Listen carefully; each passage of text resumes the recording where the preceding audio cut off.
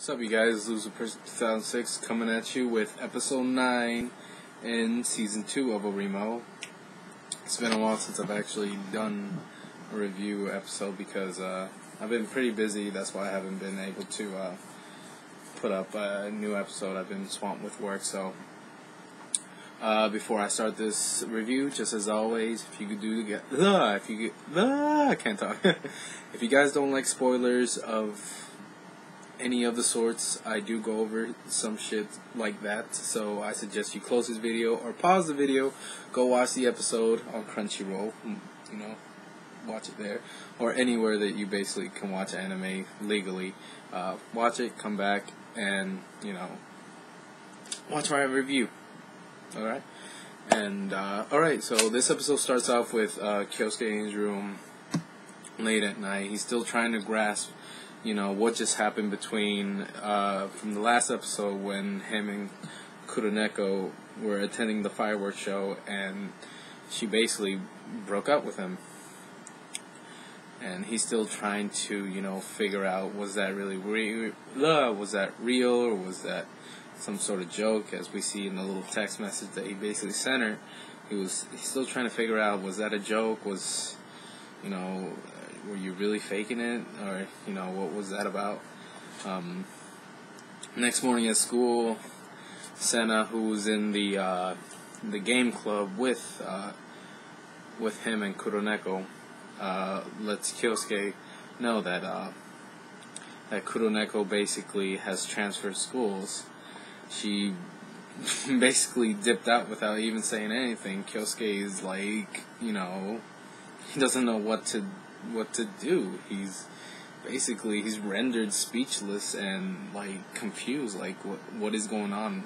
After the breakup, you just disappear and without telling anybody. So he just doesn't know what to do. So we see with him not knowing what to do, he seeks advice from Kirino, his sister.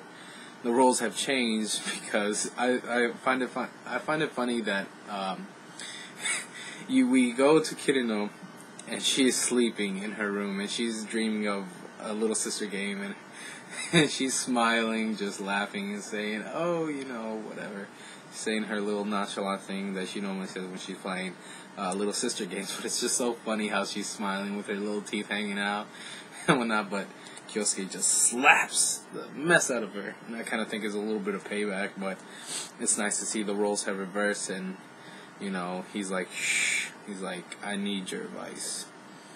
So, he basically tells his sister what has occurred between him and Kuroneko, and what involved with him. He basically tells her that she broke up with him and he doesn't know what to do. He basically needs some life advice because this is his first ever girlfriend. Any guy can really understand, after a girl breaks up with you, there is a point in your life that you really don't know what to do. There's that hard part of moving on, and you just really don't know what to do.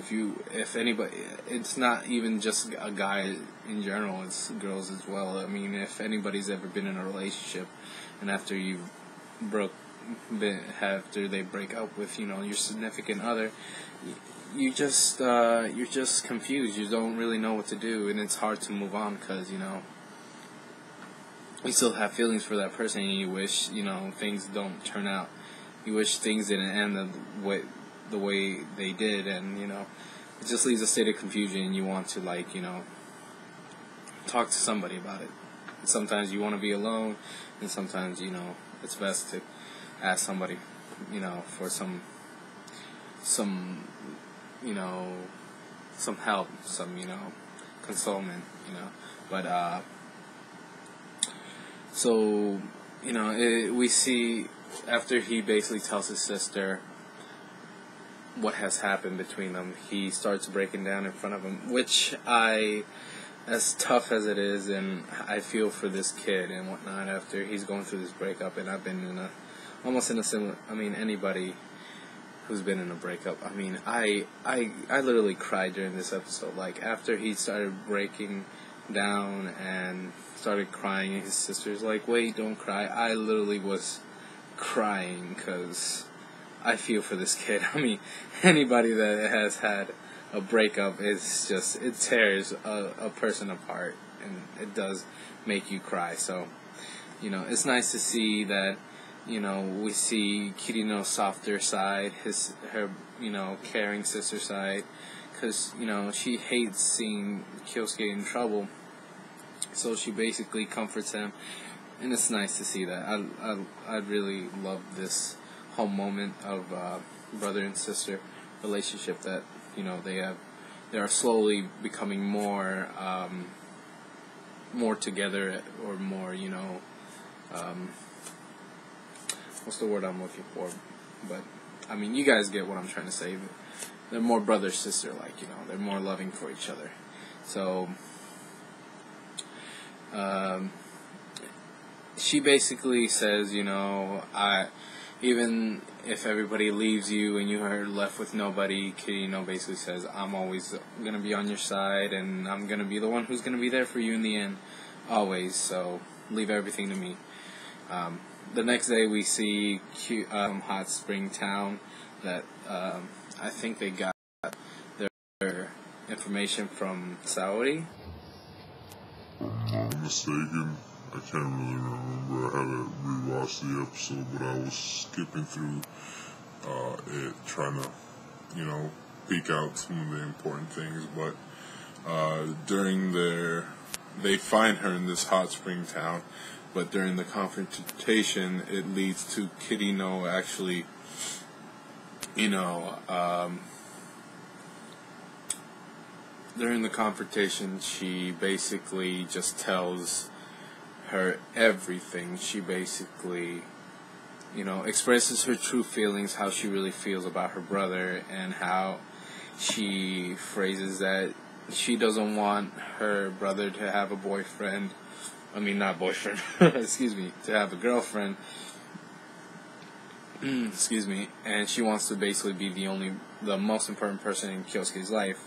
And if you recall back from a couple episodes ago, Kyosuke has said the same thing. He doesn't want Kirino to have a boyfriend because it just tear him apart. And now we see that Kirino's the same way.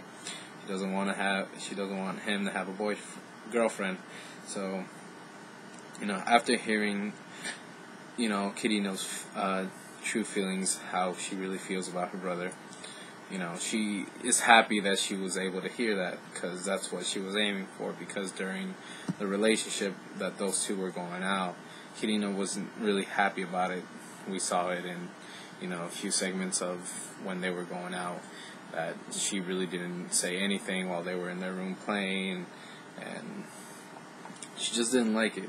So, you know, but after all that, Kuroneko basically goes up to Kyosuke and says, after hearing what your sister has said, and you say you love me, you know, what do you choose? Do you choose your sister, or you choose me? And it's kind of funny because she's like clenching her pants tight, her little tracksuit outfit, and she stops him before he answers, because I have a feeling that, well, everybody almost, she deep down inside, I believe she really thought that he was going to choose her over his sister, so she basically, you know, drops it and, you know, calls it off before he even answers. She went as to say that it was a joke, that she was just kidding. And it's kind of nice that she did, because, you know, you don't really want to, it'd be weird to kind of do that in front of, like, a whole bunch of people in a town and out of nowhere, so giving an ultimatum was not really a good choice, so I'm kind of glad that she did stop it where it needed to be. But we basically learned that Kuroneko basically transferred out because of her dad's job, but she's still going to be in the same town of Chiba, but just in a different little district, but it's not that bad. So, you know, we basically go back and we see, everybody's getting along. Kirino, Kyosuke, and Kirino, Kuroneko, and she's in a little maid outfit. But, the situation basically gets left alone, and Kyosuke decides to just be in the circle of friends, and I'm glad that it basically got dropped, and we basically got a happy ending out of the episode. So, and right after, the little ending scene and the credits and whatnot, we actually see the title for the next episode, which is My Little Sister Can't Be Wearing a Wedding Dress, which kind of throws some alarms in my head, as well as, I don't know what to expect out of the next episode, but I really enjoyed this episode. It was great. It had a lot of emotions. I for once, I've cried, and I've never cried it. I mean, I would think that anime is like the only thing that has actually brought tears to my eyes. I've watched movies, Disney, regular movies that you see in movie theaters, and during the sad moments that are pretty tough, I never cry. And you would think, everybody else would cry, but not me. I would watch an anime movie or an anime series, and I'd be bursting in tears. I just don't know. I don't know. It's probably a different attraction to that. But let me know what you guys thought about this episode in the comments below. Right below you, I will put some 48-hour trials. I think I got 2 codes that I got from my account. Check them out. It's first come, first serve, so if you redeem it, it's basically yours. You basically get a full trial, 48 hours to watch episodes, and in full 1080p. If you haven't signed up for Crunchyroll, please do so. It's a great anime legal streaming site, as well as Hulu Plus or the Anime Network. Find anywhere and anything to stream anime legally. And catch you guys on the next episode review. Like I said, my name is Lusa Person. Hope you guys enjoyed this review. And leave your comments below. I really enjoy the great feedback that you guys write down and say that I'm doing a cool job. So, also, I'll be putting up a video about the OVAs that they announced that they are going to be showing off at Otakon this year. So keep a lookout for that video. So see you guys. Bye.